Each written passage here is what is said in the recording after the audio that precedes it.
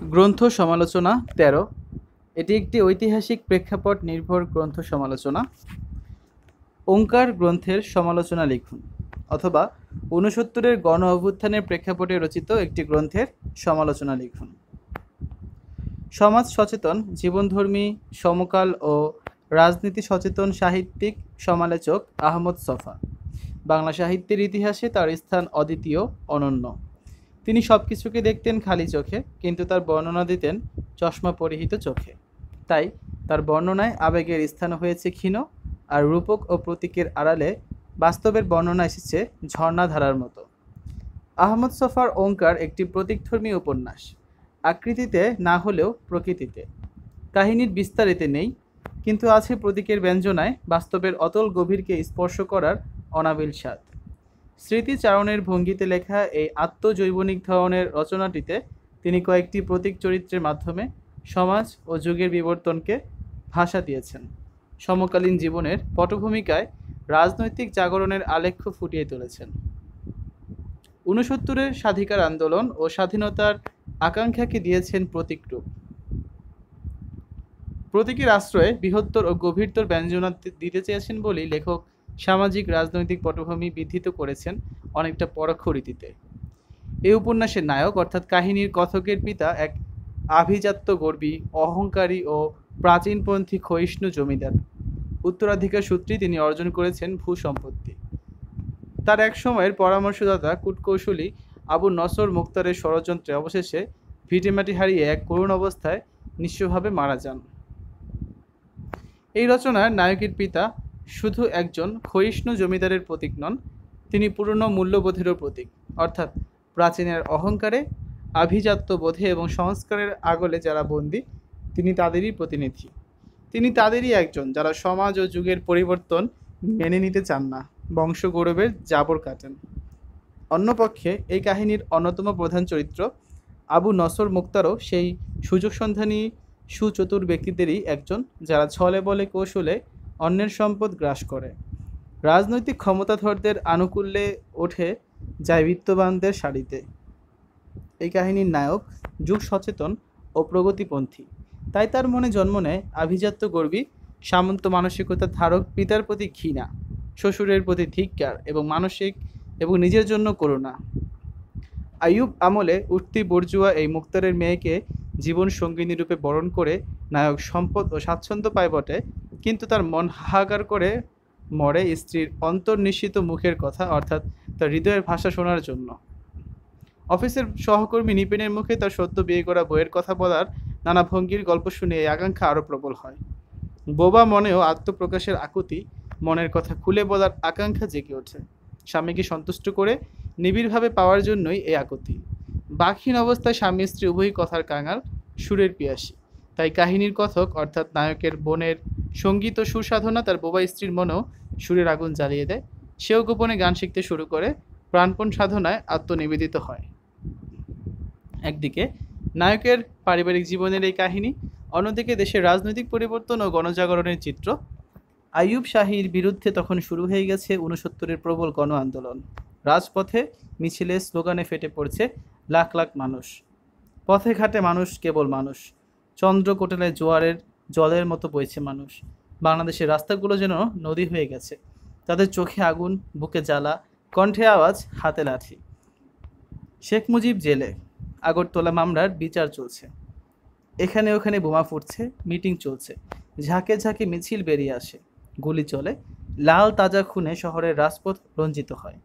সরকারি পত্রিকার অফিসগুলোতে হুতাশনের মতো প্রলয়ঙ্কারী অগ্নিশিখা দাউ দাউ করে জ্বলে ওঠে। আইয়ুব খানের সিংহাসন ঝড়ে পাওয়া নায়ের মতো টলছে। রাজপথের এই মিছিল, স্লোগানের ধ্বনি নায়কের বোবা বউয়ের কথা বলার আকুতিকে তীব্র থেকে তীব্রতর করে তোলে। একসময় কণ্ঠ বিদীর্ণ করে বেরিয়ে আসে বাঙ্গালা এই শব্দটি। ওঙ্কার এদেশের রাজনৈতিক পরিবর্তন ও গণজাগরণের চিত্র শুধু সমাজ আলেখ্য হিসেবে আসেনি, এসেছে এর কাহিনীকে প্রতীকী তাৎপর্য দেওয়ার জন্যই। কেননা নায়কের বোবা স্ত্রীর কথা বলার, অর্থাৎ তার আত্মপ্রকাশের আকুতি, এই উপন্যাসে শুধু একজন ব্যক্তি মানুষের বাকশক্তি ফিরে পাওয়ার আকুতিই নয়, বলতে গেলে সমগ্র দেশের আত্মপ্রকাশ ও বাকশক্তি অর্জনেরই আকুতি এবং রক্তাক্ত সংগ্রামেরই আলেখ্য। উপন্যাসটি পড়তে গিয়ে এই প্রতীকী উপস্থাপনা ব্যাপারটি সহজেই অনুধাবন করা যায়। তবুও লেখক এক জায়গায় এসে সব পরোক্ষতার আড়াল সরিয়ে সরাসরি লিখেছেন। ইদানিং একটা তুলনা বড় মনে আসে। স্লোগানের আওয়াজ শুনলে আমার বউটি বিক্ষুব্ধ বাংলাদেশ হয়ে যায়। বাংলাদেশ স্বাধীন হতে চায়, আর আমার বোবা স্ত্রী কথা বলতে চায়। উভয়ই তর সইতে রাজি নয়, উভয়েরই দাবি একরোখা।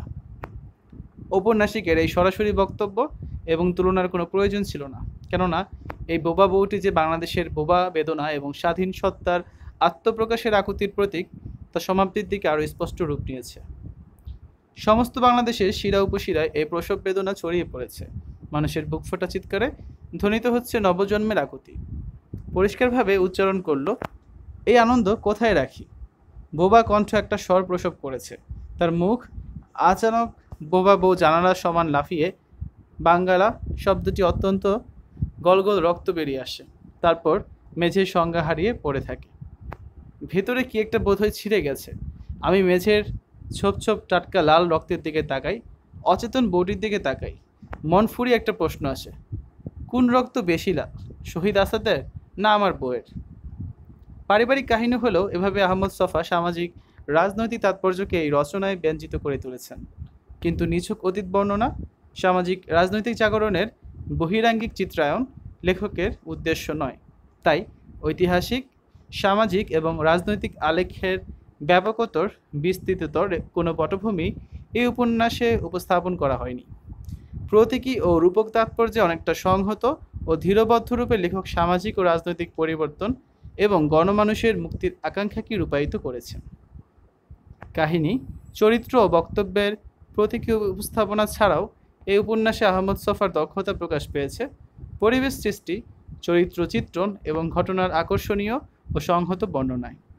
সংলাপ ব্যবহার না করেও শুধু বর্ণনা এবং বিশ্লেষণের সাহায্যে তিনি আভিজাত্য গর্বী জমিদার, উর্তি বুর্জুয়া, আন্নসুর মুক্তার ও অন্যান্য চরিত্র জীবন্ত করে তুলেছেন।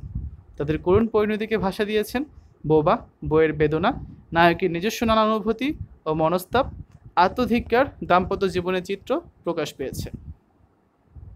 উপমা, উৎপ্রেক্ষা, চিত্রকল্প ব্যবহারে ঔপন্যাসিক সমকাল এবং চিত্রায়নের দিকে বিশেষভাবে লক্ষ্য রেখেছেন।